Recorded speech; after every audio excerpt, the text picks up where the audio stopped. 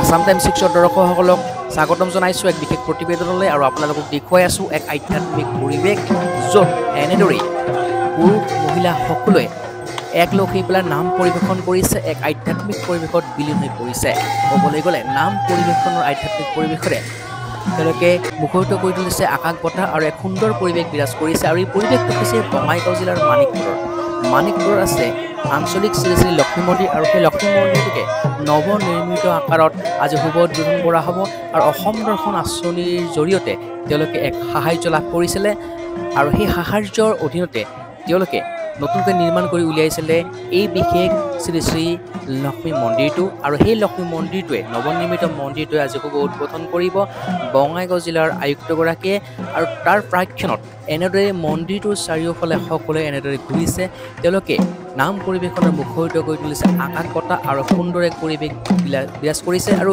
মানিকপুৰৰ বাবে অতিকৈ ভাল খবৰ যিহেতুকে শ্ৰী শ্ৰী লক্ষ্মী পূজালৈ আৰু মাজত 2-3 মাহে বাকী আছে তেনেকুৱা মুহূৰ্তত মানিকপুৰৰ যে নৱনিৰ্মিত লক্ষ্মী মন্দিৰটো আছে সেই লক্ষ্মী মন্দিৰটো আজি শুভ উদ্বোধন কৰা হ'ব ৰাইজৰ বাবে মুকলি কৰা হ'ব আৰু তেনেকুৱা মুহূৰ্তৰ সাক্ষী হৈছে সকলোবিলাক আৰু কিছু সময় পিছতেই এই বিশেষ মন্দিৰটো বঙাইগাঁও জিলাৰ আয়ুক্তগৰাকীয়ে ৰঙা ফিটা কাটি পেলাই শুভ উদ্বোধন কৰিব ৰাইজৰ বাবে আৰু সেইবাবে তাৰ প্ৰাক্ষণত এনেদৰে সকলোৱে নাম পৰিৱেশনেৰে সুন্দৰ এক আধ্যাত্মিক পৰিৱেশৰ বিৰাজ কৰিছে আৰু আসাম টাইমছ 6 দৰ্শকসকলক দেখুৱাই আছোঁ আজিৰ দিনটো ৰাতিপুৱাৰ ভাগৰ এক বিশেষ পৰিৱেশ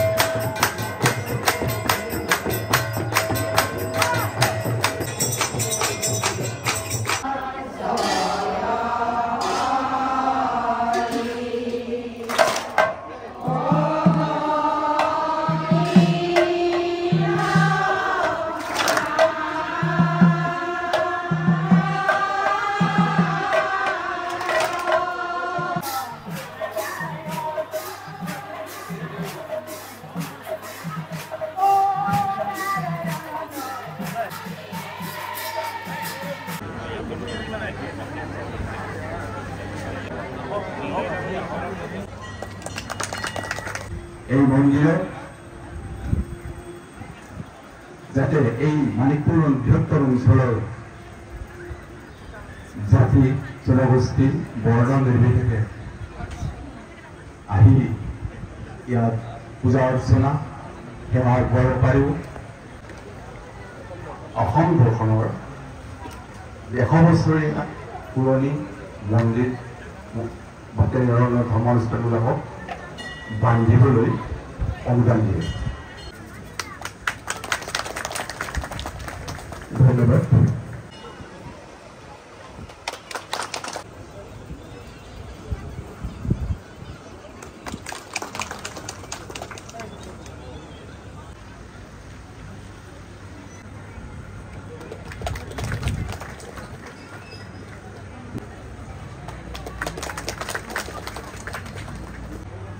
আজি মই ভাবোঁ যে মানিকপুৰবাসীৰ কাৰণে খুব উল্লেখযোগ্য এটা দিন। উল্লেখযোগ্য এইকাৰণে দিন যে যিকোনো বস্তু এটা নিজ হাতেদি যেতিয়া জন্ম দিয়া হয় বা নিজ হাতেদি যেতিয়া গঢ়ি লোৱা হয় আৰু সি যেতিয়া পূৰ্ণ আকাৰ পায়, সেই কথাটো যিজনে বনাই তেওঁহে উপলব্ধি কৰিব পাৰে। সভাপতি মহোদয়ৰ যি বক্তব্য দিছিলে সেই বক্তব্যত তেওঁ প্ৰত্যেকটো কথাত সেই মনৰ ভাৱখিনি আছিল। আৰু মই ভাবোঁ ইয়াত আজি উপস্থিত থকা এনেকুৱা প্ৰচণ্ড ৰ'দতো বা এনেকুৱা গৰমতো নেওচি সকলো বয়োজ্যেষ্ঠ লোকৰ পৰা শিশুলৈকে সকলোৱে আহি খুব উৎফুল্লিত মনেৰে ইয়াত উপস্থিত থকাটোৱে সেইটো প্ৰমাণ কৰে। আমাৰ সভাপতি আৰু আমাৰ জিলা আয়ুক্ত মহোদয়ে যিদৰে ক'লে যে আপোনালোকৰ যি প্ৰচেষ্টা আৰু যি মানসিকতা মানে কষ্ট কৰিব পৰা আৰু কিবা এটা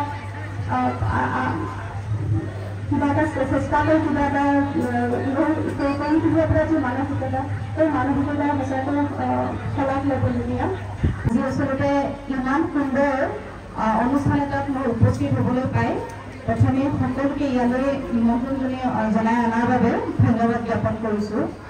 আচলতে মন্দিৰ এটা কেৱল আমি উপাসনাৰ স্থলী বুলি ক'ব নোৱাৰোঁ। এই গোটেই অঞ্চলটোৰ যি সাংস্কৃতিক বিকাশত বা গোটেই মানুহখিনিৰ পৰিচয় দাঙি ধৰাত এই ধৰণৰ অনুষ্ঠানবোৰে বিশেষভাৱে অৰিহণা যোগায়।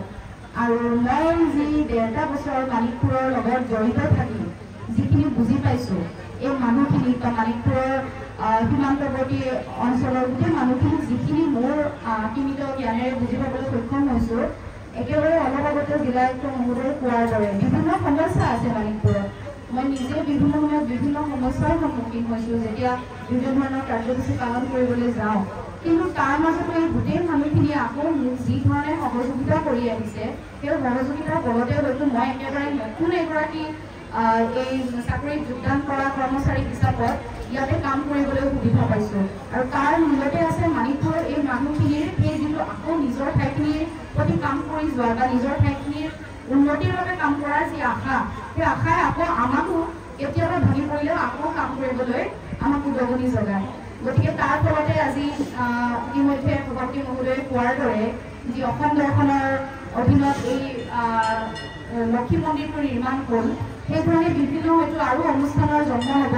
তাত আমিও চৰকাৰীভাৱে যিমানখিনি সহায় সহযোগিতা আগবঢ়াব পৰাৰ চেষ্টা কৰিম। আৰু মই আশা কৰিছোঁ মানিকপুৰবাসী ৰাইজেও এতিয়াৰ দৰে পৰৱৰ্তী সময়ত ভৱিষ্যতলৈও আমাক সহায় সহযোগিতা আগবঢ়াই যাব আৰু আমি সকলোৱে একেলগে মানিকপুৰক আৰু উন্নত অৱস্থালৈ লৈ যাবলৈ সক্ষম হ'ম।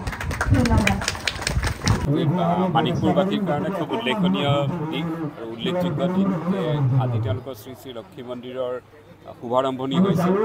আৰু ইয়াত গোটেই ৰাইজৰ যি প্ৰচেষ্টা এটা আছিলে, সমূহীয়া প্ৰচেষ্টা, বহুদিনীয়া সমূহীয়া প্ৰচেষ্টা যে এটা সুন্দৰ লক্ষী মন্দিৰ প্ৰতিষ্ঠা কৰা, আজি তেওঁলোকৰ সেই সপোন বাস্তৱায়িত হ'ল। আৰু আহি থকা দিনবিলাকতো তেওঁলোকে এনেকুৱা ধৰণৰ প্ৰতিষ্ঠানৰ লগত ওতঃপ্ৰোতভাৱে জড়িত হৈ গোটেই মানিকপুৰবাসীৰ ৰাইজৰ সামগ্ৰিক উন্নয়নৰ ক্ষেত্ৰত যাতে আৰু আগুৱাই যাব পাৰে, তাৰে আজি আমি কামনা কৰোঁ। অসম চৰকাৰৰ পৰা দুটা অসম দৰ্শন আঁচনিৰ সহায়ত আৰু অসম দৰ্শন আঁচনিৰ সহায়তে সাহায্য পাইছিলে আৰু সেই সাহায্যৰ প্ৰয়োগ কৰি এই মন্দিৰটোৰ সম্পূৰ্ণ প্ৰতিষ্ঠা কৰিছে। ইয়াৰ লগতে কিন্তু ৰাইজৰ নিজৰ দান বৰঙণিও আছে আৰু সেইটো দিয়েই গোটেইখিনি সম্পূৰ্ণ কৰাৰ ক্ষেত্ৰত তেওঁলোকে সফল হৈছে। ৰাইজকো ধন্যবাদ জনাব লাগিব তথা চৰকাৰকো ধন্যবাদ জনাব লাগিব যে যৌথভাৱে এটা খুব সুন্দৰ ৰাজহুৱা প্ৰতিষ্ঠান তেওঁলোকে গঢ় দিছে। ধন্যবাদ। আজি আমি আচলতে মাণিকপুৰবাসী অত্যন্ত প্ৰিয় যে আমাৰ পিতৃ মাতৃসকলে কল্পনা কৰা চিন্তা কৰা যি মানে মন্দিৰ এই মন্দিৰ আজি আমি বাস্তৱিক আনিব পাৰিছোঁ। চাওক লক্ষী মন্দিৰ আৰু লক্ষী পূজা আজি মাণিকপুৰ আঞ্চলিক লক্ষী মন্দিৰটো নতুনকৈ স্থাপন হ'ল মানে নতুনকৈ বনোৱা হ'ল বিভিন্ন ৰাইজৰ বা বিভিন্ন মানুহৰ সহায় সহযোগ লৈ। আচলতে লক্ষী পূজা কোনে কৰিছিল কাই কৰে লক্ষী পূজা আমাৰ কোচ ৰাজবংশী ৰজাসকলে কৰিছিল, কোচ ৰাজবংশী ৰাণীসকলে কৰিছিল। সেইকাৰণে আপুনি চাব লক্ষী পূজা আপোনাৰ বিজিনীত হয়, লক্ষী পূজা আপোনাৰ মংগলদৈত হয়, লক্ষী পূজা আপোনাৰ মাণিকপুৰত হয়।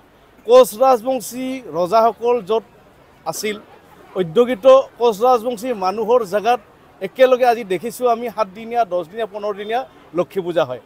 আৰু মূলতেই কাৰণ হ'ল কোচ ৰাজবংশী ৰজাৰ ৰাণীয়ে এই লক্ষী পূজাটো খুব পূজা কৰিছিল ভালকৈ।